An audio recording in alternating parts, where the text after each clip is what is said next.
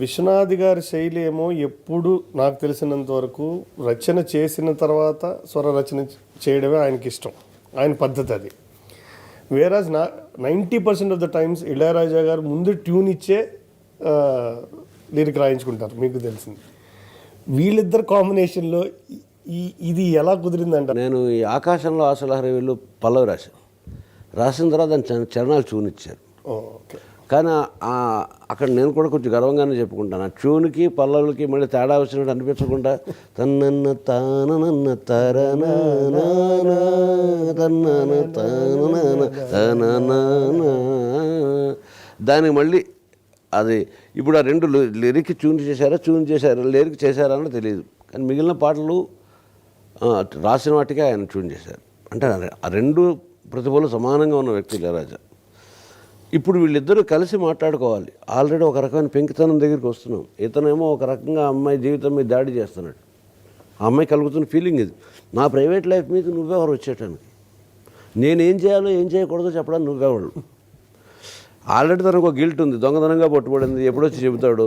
రెండోది ఇంట్లో అక్క నెమ్మదిగా మెత్తగానే అంటోంది. అందరూ అనేవాళ్ళే తప్ప తను అర్థం చేసుకునేవాళ్ళు లేరు. ఇప్పుడు ఇంకా వీళ్ళు ఒక చిన్న చర్చావేది పెట్టి ఎట్లా మాట్లాడుకుంటారు. ఇక్కడ ఆయన డ్రామటైజేషన్ తీసుకుని ఈ అమ్మాయి ఏడిపెట్టడానికి పూనుకుంటే దాన్ని ప్రతిఘాతం చేసే ప్రతిచర్య మించి ఒక చిన్న ఊహాత్మక గీతంగా, అంటే నిజంగా దర్శకుడి ద్వారా మనకేం చెప్పంటే అతను ఏం చెప్పదలుచుకుంది అతను ఊహ, ఆ అమ్మాయి ఏం చెప్పదలుచుకుంది ఆ అమ్మాయి ఊహ. ఈ రెండు ఒక రకమైన సంవాదంలో వెళ్తాయి. అవునండి. వెళ్ళినప్పుడే గల్లు గల్లు గల్లుమంటూ అని ఒక కామన్ తీసుకుని ఆ పాటలో ఉండేటువంటి ప్రతి అక్షరాన్ని గమనిస్తుంటే ఆ అమ్మాయి చెప్పింది రైట్, అతను చెప్పింది రైట్. ఎవళ్ళ ఊహలు గల్లు గల్లు గల్లుమంటూ మెరుపల్లేతుళ్ళు జల్లు జల్లు జల్లును ఉప్పొంగు నేల నింగి ఒళ్ళు నల్లమబ్బు చల్లని చిరుజల్లు పల్లవించని నేలకు పచ్చని పరవాళ్ళు. అతన్ని ఎంతసేపు ఉదయం కన్స్ట్రక్షన్, ఒక నిర్మాణాత్మక విధానం, ఒక జాగృతి, ఒక మెలకువ వీటి పట్ల ఉంటుంది. సో నువ్వు ఇప్పుడు సవ్యంగా తాళం నన్ను వెక్కిరించడం ఇవి కాదు ఇక్కడ ఇంపార్టెంట్. నువ్వు సవ్యంగా తాళం అయ్యి అది వేస్తే అది మెరుపులాగా మోగుతుంటే, అది మెరుపులాగా నీకు పాదం తుళ్ళుతూ ఉంటే ఆకాశం తాలూకు ఒళ్ళంతా ఉప్పొంగుతుంది, ఒక చిరుజల్లు వస్తుంది, దాహంతో ఉన్న నేల పచ్చని శివుళ్ళు జరుగుతుందని చెప్తే దాన్ని సరిగ్గా అందుకున్న అమ్మాయి గల్లు గల్లు గల్లు మన మెరుపల్లేతుళ్ళు. మెరుపు నాట్యానికి ఒక విశృంఖలతో కూడా అర్థం వస్తుంది. ఓకే కదా. అక్కడ అతను మెరుపు దగ్గర నుంచి వర్షం దాకా వచ్చాడు, ఈ అమ్మాయి మెరుపు దగ్గర మాత్రమే ఆగిపోయింది. జల్లు జల్లు జల్లును ఉప్పొంగు నింగి ఒళ్ళు వెళ్ళు వచ్చి నువ్వు చినుకు అడుగుతున్నావు, నేను వరద అడుగుతున్నావు. వెళ్ళు వచ్చి పొంగని సాగని తొలకరి అల్లర్లు ఎల్లలన్నవే ఎరగని వేగంతో వెళ్ళు. నువ్వు ఎలా వెళ్ళినా ఒక పద్ధతిలో వెళ్ళని చెప్తుంటే అసలు ఏ పద్ధతి తెలియకుండా హ్యాపీగా ఒక వరదలా వెళ్ళు. వర్షం అన్న వచ్చిన తర్వాత అది వాన అవుతుంది, చినుకు అవుతుంది, వాన అవుతుంది, వరద కూడా అవుతుంది. మీరు ఆ మెరుపు అనే కాన్సెప్ట్ని రెండింటికి ఎంత అద్భుతంగా అన్వయించారు, రెండు క్యారెక్టర్లకి. అక్కడ వీర విశృంఖలత్వానికి, ఇక్కడ ఒక కళాత్మకమైనటువంటి దానికి. అప్పుడు మళ్ళీ అతను ఈ అమ్మాయి ఆర్గ్యుమెంట్ తీసుకుని లయకే నిలయమై నీ పాదం సాగాలి, ఒక రకమైనటువంటి శర్మన్స్ చెప్తున్నాడు. లయకే నిలయమై నీ పాదం సాగాలి మలయానిల గతిలో సుమబాల. నువ్వు అసలు చాలా, నీ రూపం సుకుమారం, నీ వయసు చాలా లేతది, నీకున్న కళ గొప్పది, ఒక పూబాల తూగుతున్నట్టుగా నువ్వు తూగుతుంటూ ఉండాలి తప్ప ఏదో గణాచారి చిందులేస్తున్నట్టు ఉండకూడదు. నీకు అది నీ పాదం లయకి నిలయం అవ్వాలి, లయకారుడైనటువంటి శివుడు ఉండే నిలయంలో ఉండాలి అని చెప్తే, అసలు నువ్వెవరయ్యా సర్మన్స్ డిక్టేట్ చేయడానికి? గాలికి డిక్టేట్ చేయగలవా? గాలి ఎలా వీసాలి, ఎంత వీసాలి, వలేసి పట్టుకోగలవా గాలిని? వలలో ఒదుగున విహరించే చిరుగాలి సెలయేటికి నటన సెలయేరు అందంగా ఉండదా? దానికి ఏ డ్యాన్స్ మాస్టర్ అని వచ్చి నేర్పాడు. నేను ఎలా నడవాలి, నేను ఎలా చేయాలి నువ్వు చెప్పొద్దు. బాలుగారు నువ్వు అప్పుడప్పుడు ప్రోగ్రాంలో చెప్తున్నప్పుడు ఇక్కడ శృతి తప్పింది, అక్కడ లయ ఒకటి, సెలయేటికి లయ ఏమిటి, శృతి ఏమిటి, గాలికి లయ ఏమిటి, శృతి ఏమిటి, ప్రకృతిలో దేనికైనా కరెక్టే కదా. ఆ కరెక్ట్ అయిన తర్వాత మళ్ళీ కొనసాగింపు వస్తుంది. ఆ కొనసాగింపులో తిరిగే కాలానికి తీరొకటి ఉంది. నువ్వు చెప్తున్న ఈ గాలి, ఈ సెలయేరు, ఆ వరద, ఆ చినుకు, ఇవన్నీ ప్రకృతిలో భాగం. ఈ ప్రకృతికి కూడా ఒక క్రమం ఉంది, గమనించు. నీకు దానికి తోచినప్పుడల్లా గ్రీష్మం తర్వాత హేమంతం తర్వాత చైత్రం, వాటి ఇష్టం వచ్చినట్టు రావు, ఒక పద్ధతిలో వస్తాయి.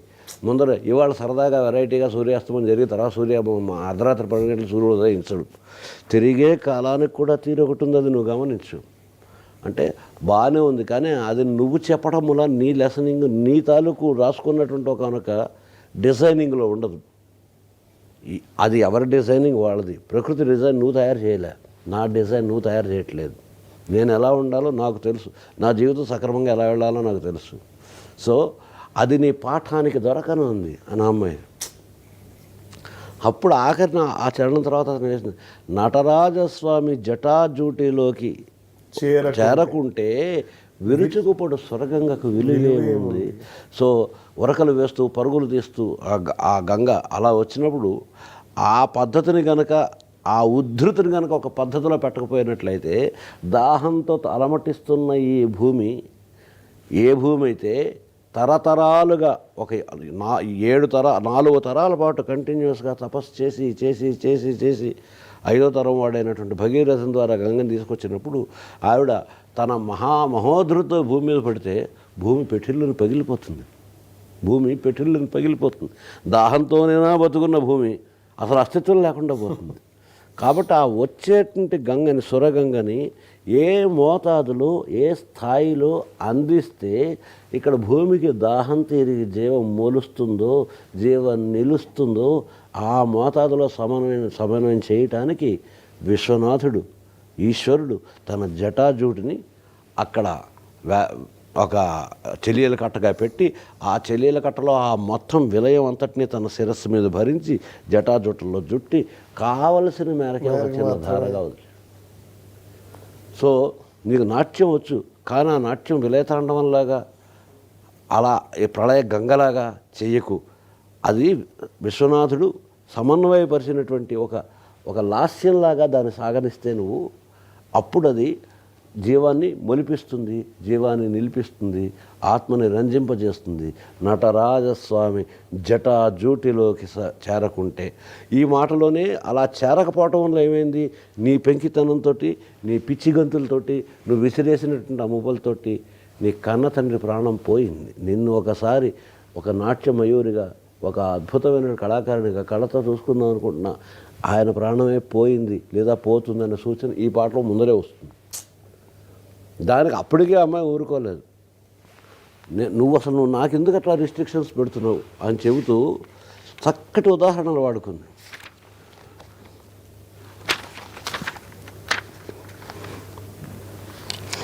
అలలు దూకుతున్నాయి, దీనికి నువ్వు ఏదో పద్ధతిలో తాళం వేస్తానంటావు, ఒక పద్ధతిలో శృతి అంటావు, ఒక పద్ధతిలో లయ అంటావు.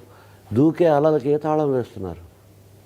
సముద్రం చక్కగా అక్కడ కూర్చోబెట్టి నట్టువంగం ఉన్న పెట్టుకుని చక్కగా ఒక పద్ధతిలో తాళం ప్రకారం వస్తుందా? దూకే అలలకి ఏ తాళం వేస్తారు? ఇక్కడ నేను భాష తాలూకు గహనతో ఒకటే చెప్పట్లేదు. ఈ భాషలో గమనిస్తే విధాతలపన భాష ఉన్నంత గంభీరంగా ఈ భాష ఉండదు. కానీ భాష కాదు ముఖ్యం, దాని అంతర్లీనంగా ప్రవహిస్తున్నటువంటి భావం ఎంత ముఖ్యం. పైగా ఈ అమ్మాయి నోటంటే వచ్చే మాటలన్నీ కూడా చాలా మామూలు మాటలే ఉండాలి. అతని నోటంటే కొంచెం అప్పుడప్పుడు మలయాళ గతిలో రావడానికి ఎందుకు అవకాశం ఉందంటే, స్వతసిద్ధంగా కవి, కళాకారుడు.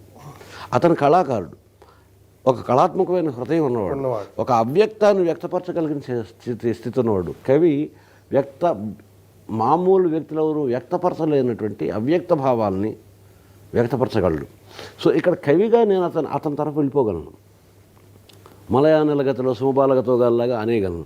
కానీ ఈ అమ్మాయి మామూలు మనిషిగా జీవించాలనుకుంటోంది. తన దగ్గర ఉన్నటువంటి అతిమానుషమైనటువంటి మనిషితనానికి చాలా ఉన్నత స్థాయిలో ఉన్నటువంటి శక్తి ఉన్నప్పటికీ కూడా దాన్ని గుర్తించడానికి ఇష్టపడలేదు, దాన్ని యాక్సెప్ట్ చేయడానికి కూడా ఇష్టపడలేదు. అందువల్ల దూకే అలలకు ఏ తాళం వేస్తారు? కమ్మని కలల పాట ఏ రాగం అంటారు? రోజు నిద్రపోతున్నప్పుడు కమ్మని కళలు ఎన్నో కంటుంటాం. దానికి కూడా రాగం అన్న మాటకి రంగు అని అర్థం కూడా ఉంది, వర్ణం అని అర్థం కూడా ఉంది. కమ్మని కళల పాట ఏ రాగం అంటారు? ఒక సవాల్ విసిరింది. ఒక రామరావణ యుద్ధంలా సాగుతోంది ఆర్గ్యుమెంట్. దానికి అతను ఇచ్చిన సమాధానం ఏంటంటే జీవితానికి అప్లై చేసి అలలకు అందున ఆశించిన ఆకాశం. వేలాది సంవత్సరాలుగా అలలు పెరుగుతున్నాయి, విరుగుతున్నాయి, పడుతున్నాయి, తీరానికి వెళుతున్నాయి, వెనక్కి వెళుతున్నాయి, తీరం దగ్గర ఉండాలో ఈ గందరగోళంలో పడి చేస్తున్నటువంటి నువ్వు డ్యాన్స్ అనుకుంటున్న ఈ పిచ్చి కదలిక ఉందే, ఆ పిచ్చి కదలిక సముద్రం ఆశిస్తూ ఆకాశాన్ని అంటుకోవాలని ఎప్పుడైనా అందుకుందా? ఎందుకనంటే వాటికి ఒక పద్ధతి క్రమం లేదు కాబట్టి. ఇక్కడ నువ్వు అంచెల మీద ర్యాకెట్ని ఒకదాని తర్వాత ఒకటి పంపిస్తే ఎప్పుడో అప్పుడు నువ్వు అంతరిక్షంలోకి నీ ఉపగ్రహాన్ని పంపగలవు. నీ ఇష్టం వచ్చినట్టు ఇట్లా అట్లా విసిరేస్తుంటే, ఏనాడు పద్ధతి లేకుండా విసిరేస్తే నువ్వు వెళ్ళదన్న చోటుకు వెళ్ళలేవు. అలలకు అందున ఆశించిన ఆకాశం కలలా కరగడమా జీవితాన పరమార్థం. నువ్వు నిజంగా చెప్పే కమ్మని కలల పాట ఏ రాగం అంటారో ఏ రాగం అంటారో వేరే విషయం. 24 గంటలకు నిద్రపోయి కమ్మని కలలోనే ఉంటావా? అలా కరిగిపోతావా జీవితం? ఒక్కసారి ఒక ఒక ప్రస్థానం సాగుతోంది, ఒకదాని మించి ఒకటి కొంచెం ముదురుతోంది. ఇక్కడ పెంకుతాను వాదన. అలలకు అందున ఆశించిన ఆకాశం కలలా కరగడమా జీవితాన పరమార్థం. అప్పుడు అమ్మాయికి చాలా ఉక్రోషం వచ్చేస్తుంది. వద్దని ఆపలేరు ఊరికే ఊహని. అది ఊహ ఉరుగుతుంది, నా మనసు అలా చేస్తుంది. నువ్వెవో చెప్పడానికి, నేనే ఆపలేను, నువ్వెవరు ఆపడానికి? హద్దులు దాటరాదు ఆశల వాహిని. ఆశల వాహిని ప్రవాహం హద్దు దాటితే వరదవుతుంది, ఆశ అనర్థయత అవుతుంది అని చెప్పిన తర్వాత కూడా ఇందాక అతను ఎలాగైతే నటరాజస్వామికి వేసాడో అన్ని పద్ధతిలో మిలిటరీ కవాతులా ఉంటే ఎంతోసేపు చూడలేమయ్యా మిలిటరీ కవాతుని. ఉదాహరణకి వసంత మాసం వచ్చాయనుకో, వసంత మాసం వచ్చిన తర్వాత ఒకే పద్ధతిలో ఒకే రంగులో పువ్వులు వస్తాయా? అనేక వర్ణాలు, అనేక ఇది ఒక విశృంఖలమైనటువంటి సౌందర్యం వస్తుంది. అదు పెరగని ఆటలాడు వసంతాలు వలదంటే అంత క్రమ పద్ధతిలో లేదు, ఒక కవాతులో లేదు, ఒక చక్కగా ఒక స్పెక్ట్రమ్ గీసినట్టుగా లేదు అని గనక వనాలన్నీ వసంతాన్ని నిషేధిస్తే వీరి వనముల పరిమళముల విలువేముంది? ఇక్కడ ఈ పెంకితనంలో ఇతని భావాన్ని, ఆ అమ్మాయి భావాన్ని స్పష్టంగా చెప్పాం. ఈ అమ్మాయి భావాన్ని మొదటి పాటలో చెప్పి ఇక్కడ ఇంకోసారి మళ్ళీ ఆర్గ్యుమెంటేటివ్గా చెప్పాం.